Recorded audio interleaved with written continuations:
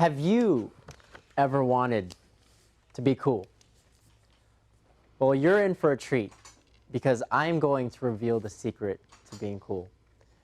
But before I get there, let me first tell you how not to be cool. The person you are watching right now was the complete opposite of cool growing up.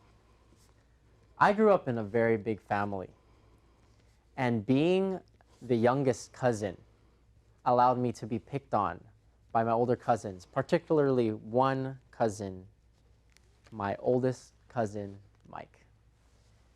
Mike was the epitome of cool. He was tall, he was handsome, he played all kinds of sports, he wore cool shoes, and all my older cousins looked up to him.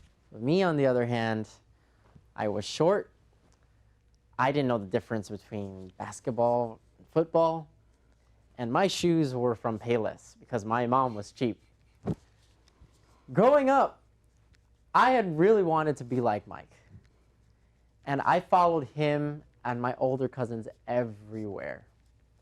But because I was the follower, I was the annoying little cousin, the little brat, they shunned me like every Disney Channel geek.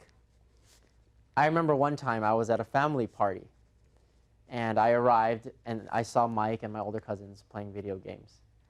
I really, really wanted to play. And so I went up to them, and they laughed at me instead. Why? Because I had two bunny-looking teeth, with one going this way and one going that way. And I said to them, "Hey, why are you guys laughing at me?" And Mike said to me, "Oh, we're not laughing at you." "You are laughing at me. It's clear that you're laughing at me. Why can't I play with you guys?" I said, "We're not laughing at you."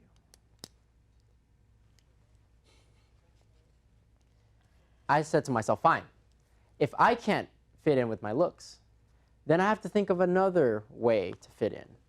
Well, I know Mike and my older cousins play basketball. I was in elementary school. I played basketball during recess and lunch. I could learn and get really good, and then they would have to accept me. And so I joined an after-school program. I practiced with my friends, and I made sure that that next family party I was going to show up, and they were going to choose me on their team and be the best player. So I did show up in the next family party in my basketball shoes, my basketball shorts, my basketball shirt. And Mike was one of the captains along with my other cousin. And one by one, they start picking people to be on their team. And I was so excited, I couldn't wait for them to pick me. Well, it turns out they didn't pick me at all.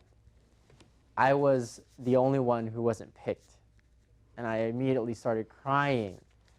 And I yelled at Mike. I said, "Hey, why didn't you pick me? I'm good." And he looked at me and said, "You're not good. If we choose you, we're going to lose. No one wants you on their team." And so that day, I watched Mike and my older cousins play from the sidelines. In fact, my entire childhood life felt like I was always watching from the sidelines. I was that guy who wasn't cool enough, who wasn't recognized, and didn't have what it took to fit in.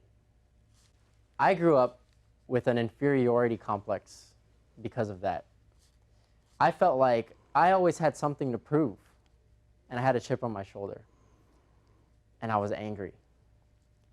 But there was one day at my uncle's house when I was sitting down at his old upright piano. You see, I am one of the only musicians out of all my cousins, and I knew I was good at music, but I hated practicing.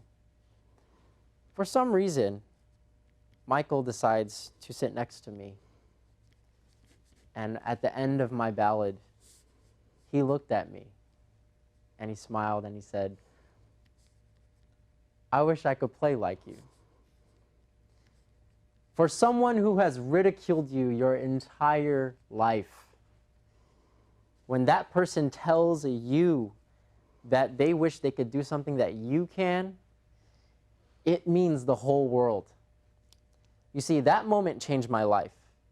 Not only am I a musician now and embraced my talent of music, but I learned a great lesson. It's not about the things that I didn't have that didn't make me cool. It was actually the things that I did have. My talents, my experiences, my gifts from the universe. Those things made me cool. But unfortunately, in my 8th grade year, Michael passed away in a car accident. And I remember being at the funeral and being the only person in that room who wasn't crying. And it wasn't until I grew older that I realized why I didn't cry. I didn't cry because I knew in my heart that Michael had taught me one of the greatest lessons about being cool and one of the greatest lessons in life, which is to love yourself. You see, being cool is not about trying to be like someone else. Being cool is right here. Love yourself. And I promise you, you will be the coolest person that you know.